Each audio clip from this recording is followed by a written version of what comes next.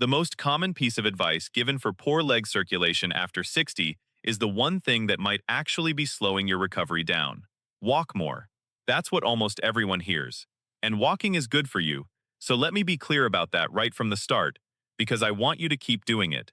But there's one specific movement that actually drives the blood out of your lower legs and pushes it back up toward your heart. And ordinary walking barely switches it on. I'm Dr. Victor Wells. Over the years, I've cared for a lot of people who did everything right. They walked every single day. They propped their legs up on a pillow at night. They wore the compression socks their doctor handed them. And they still sat down across from me with cold feet, ankles that swelled up by evening, a burning ache deep in the calves, and that frightening unsteady feeling when they stood up too fast. They were doing the work. The problem wasn't budging, and they couldn't understand why. Here's what nobody had ever sat down and explained to them. Poor circulation after 60 is not some small annoyance you just live with. When blood stops moving well through the legs, small cuts and sores heal slowly. They can turn into infections, and in the worst cases, people end up losing toes or a foot. It's also one of the earliest warning signs that the heart and the arteries themselves are under strain. By age 70, close to 1 in 5 adults has what doctors call peripheral artery disease, a narrowing of the arteries that feed the legs. And most of those people have no idea they have it yet. So this is worth understanding properly. And before you click away because you assume you already know all this, walk more, put your feet up, drink your water, give me 2 minutes. Because the reason your feet are still cold at night has very little to do with how many steps you got today. It comes down to a single muscle most people never think about even once. And once you know how to switch it on, the fix is far simpler than you would ever guess. Your second heart. Let me tell you what that muscle is. It's your calf. Doctors call it the calf muscle pump, and a lot of us call it your second heart, which is not some cute figure of speech. Every time your calf muscle tightens, it squeezes down on the deep veins buried in your lower leg and physically pushes blood upward, against gravity, back toward your chest. Tiny one-way valves inside those veins snap shut behind each push, so the blood can't fall back down. That's the pump. That's your second heart, working every single time you take a step. The trouble is what happens to that pump after 60. The vein walls get weaker and stretchier. Those little valves start to leak, and the calf muscle itself shrinks and loses power, especially if you spend a good part of your day sitting, which most of us do. So the pump slows down, and when it slows, blood stalls at your ankles instead of climbing. The swelling gets worse, the feet get colder, the skin down there starts running short on oxygen, and the less you move, the weaker the pump gets, which makes you move even less. It becomes a slow downward spiral, and a lot of people are somewhere on it without realizing. Now here's the good news, and it is genuinely good news. Turning this around does not depend on your step count. It depends on a handful of very specific movements that physically push the blood back up where it belongs. I'm going to walk you through 5 of them, in order, counting down from 5 to 1. Each one does something the one before it couldn't, and I'm saving the single most powerful movement for the very end. The one exercise that vascular rehab programs all over the world lean on more than any other to get blood flowing again after 60. If you only take one thing away from this whole video, it's going to be number 1, but you'll understand it far better if we build up to it together. One quick thing before we start the countdown, because it matters to me that you hear it. Everything I'm about to show you is one piece of a much bigger picture.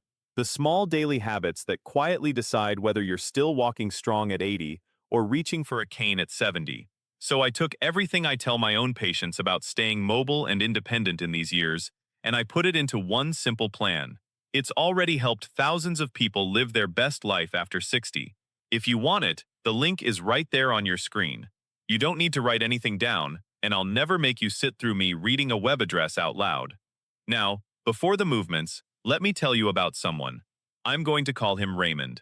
And he's really a blend of several patients I've cared for over the years, so nobody's privacy is on the line.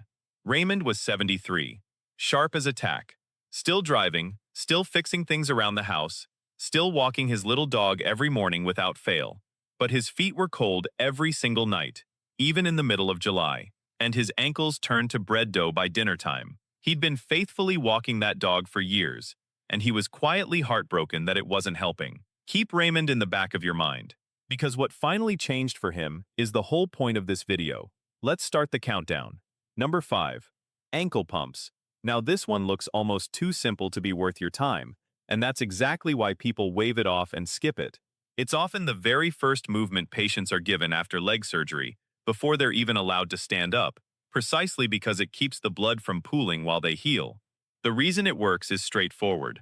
When you flex your foot up and then point it down, your calf contracts and relaxes, and that motion squeezes the veins and moves the blood that's been sitting stagnant around your ankles. A 2025 review in the Journal of Orthopedic Surgery and Research gathered up 16 separate randomized trials and found that simple ankle pumping improved blood flow back up the leg and brought down lower leg swelling in older adults. No standing, no walking required at all. The whole key is to do it slowly, with control, and to do it often. To do it right, sit in a chair with your feet flat on the floor. Lift your toes up toward your shins while you keep your heels planted down. Then reverse it. Press your toes down into the floor and lift your heels up, the way you'd ease onto a gas pedal. Slow and deliberate. That's 1 repetition. Aim for 20 to 30 of them, 2 or 3 times a day. You can do this while you watch television, while you read, while you sit at the kitchen table waiting for the kettle. It costs you nothing but a few minutes. Think about how much time you spend sitting, in the car, at meals, in your chair in the evening. All of that is time your pump is switched off and blood is settling into your feet. Ankle pumps switch it back on without you even standing up. Walking runs on momentum. You fall forward and catch yourself over and over, and honestly, your calves barely get a full squeeze out of it. Ankle pumps make the muscle genuinely contract and push. That means warmer feet, less swelling, and less pressure on those fragile veins. It's also one of the safest possible ways to begin if pain, or poor balance, or plain fatigue keeps you from being on your feet very long. But ankle pumps only wake the system up. The next movement goes after the bigger muscles higher up your leg. Number 4. The seated leg lift. And if you're thinking that sitting down must make this an easy one, your legs are going to tell you a very different story about 10 seconds in. When you straighten your leg out in front of you and hold it there, you fire the big muscles across the front of your thigh and the muscles at the front of your hip. Those are the exact muscles you rely on to stand up out of a chair, to climb a flight of stairs, to catch yourself when you start to go down, and when they contract, they press on the large veins running up through your thigh and help drive blood out of the leg. Regular walking barely challenges those muscles enough to slow the loss that comes with age. And here's the piece that makes it click. Geriatric doctors track something called gait speed, which is simply how fast you walk. They call it the 6th vital sign, right up there with your pulse and your blood pressure. Because how fast you walk turns out to predict your fall risk, your independence, and even how long you're likely to live. When walking slows down, it's often one of the very first signals that the body is quietly losing ground. Strengthening the muscles that carry you is exactly how you defend that ground. So here's how you do it. Sit up tall in a sturdy chair, with your back pressed against the seat and both feet flat on the floor. Slowly lift one leg straight out in front of you, keeping the knee as straight as is comfortable for you. Hold it there for 2 seconds. Then lower it back down slowly, without letting the foot just flop to the floor. That's 1 repetition. Do 10 to 15 on one leg, then switch to the other side. The detail nearly everyone misses is the back. Keep it firmly against the chair so you can't cheat by rocking and using momentum. That's what forces the right muscles to actually do the work, and that's where the circulation benefit comes from. As this starts to feel easy, add a little resistance. A light ankle weight or a resistance band looped around your foot, even 1 or 2 pounds, makes a real difference. Muscle responds to gentle, steady load at any age. And older adults very often improve faster than they expect, simply because they're starting from further back. This movement builds the strength that keeps you walking, and it moves blood through the upper leg in a way ankle pumps alone can never reach. But even strong thighs won't protect you if your balance system isn't firing the way it should. And that's exactly where we go next. Number 3. The supported calf raise. This is the movement that trains your circulation and your balance at the very same time. And balance is the thing that quietly decides whether a person keeps their independence or slowly loses it. The National Institute on Aging is very clear on this point. Keeping your lower body muscles strong is one of the best things you can do to hold on to your mobility as you get older. To keep rising out of chairs, off the couch, up the stairs, without needing a hand. And your calves sit right at the center of that. Every time they contract, they squeeze those deep veins and force blood upward against gravity. Weak calves mean blood pools, swelling climbs, and your balance reactions get a little slower. So an ordinary stumble is far more likely to turn into an actual fall. Let me pause for just 1 second here, because I owe you a small favor to ask. And this is a natural spot for it. If any of this has been useful to you so far, please subscribe, tap the like button, and leave me a comment telling me which of the 5 movements you're going to start with today. I read every single comment that comes in, and it honestly shapes what I make next for you. That's it. Now, back to your calves. To do a supported calf raise, stand behind a sturdy chair or at a kitchen counter, and rest your hands on it lightly for balance. Feet about hip-width apart. Rise up slowly onto the balls of your feet, lifting your heels as high as is comfortable. At the top, pause for 2 or 3 seconds, and keep your eyes looking straight ahead rather than down at your feet. Then lower yourself slowly, taking a full 3 seconds to come back down.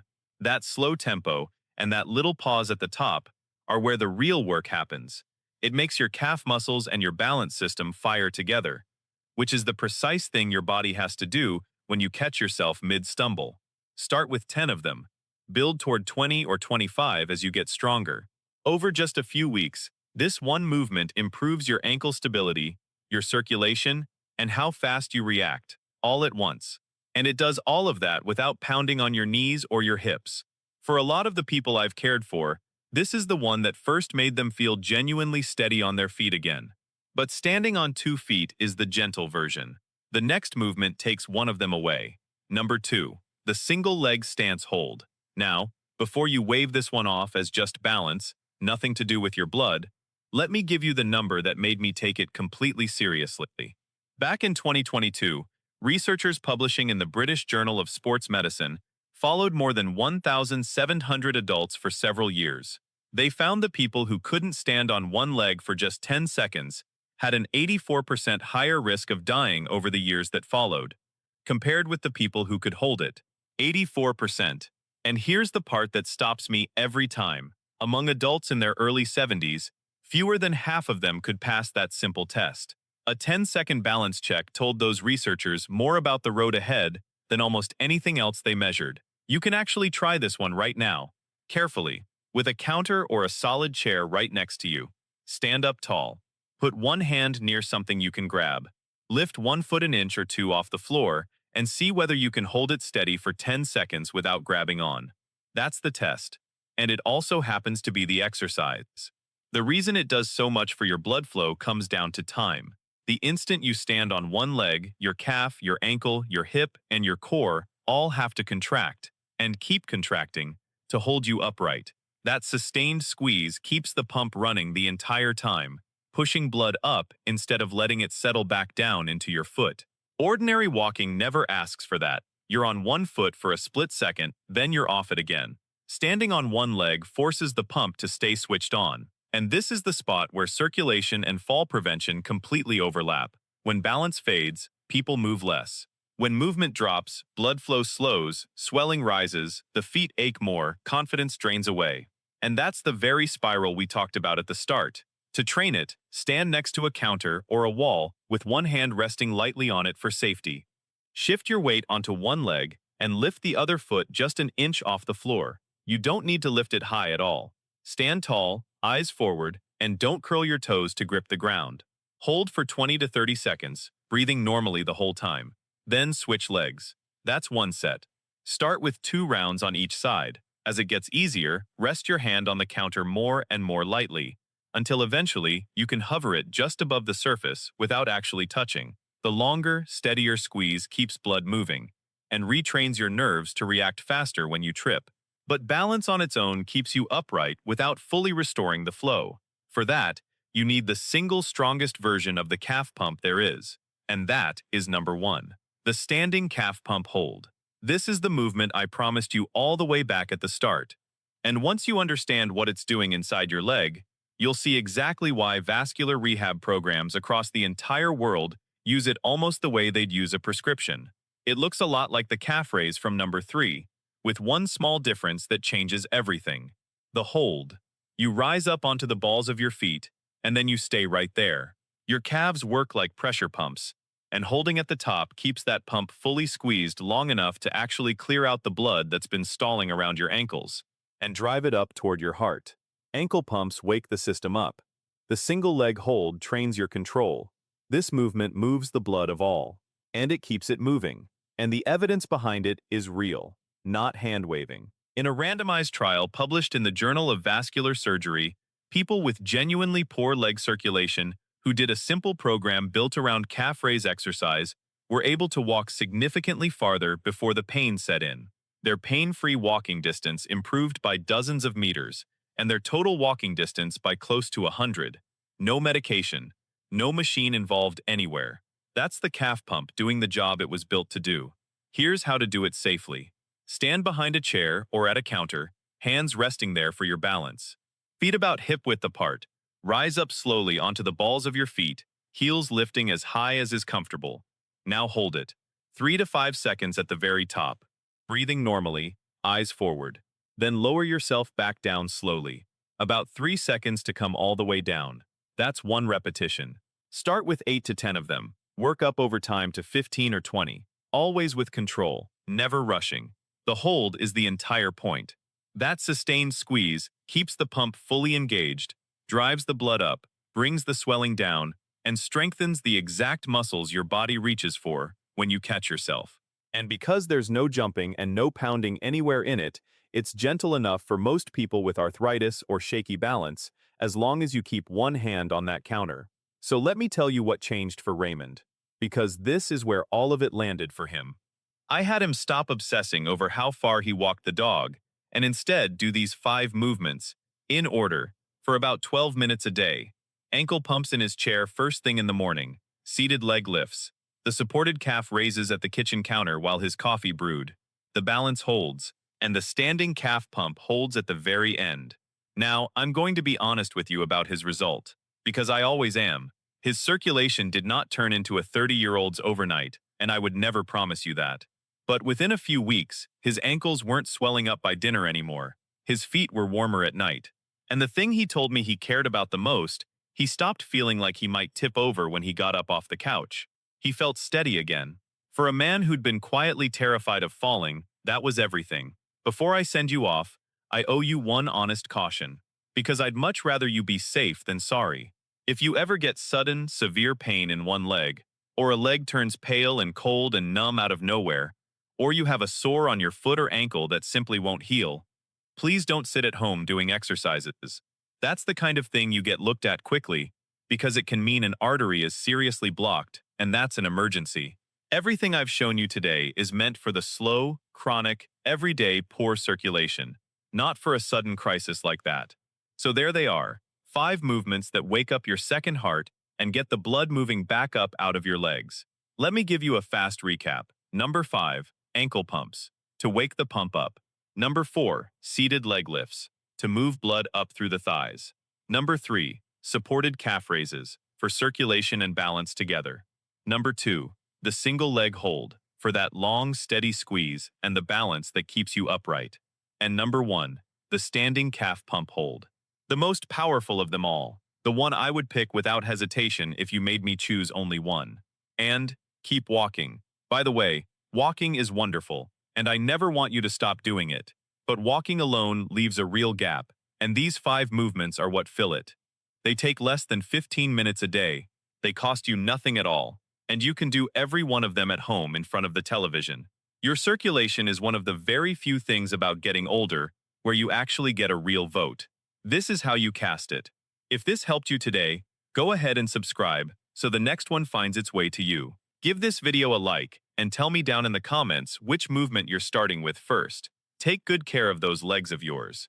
Disclaimer: this video is for general educational purposes only and is not a substitute for professional medical advice, diagnosis, or treatment. Always consult your own doctor or qualified healthcare provider before starting any new exercise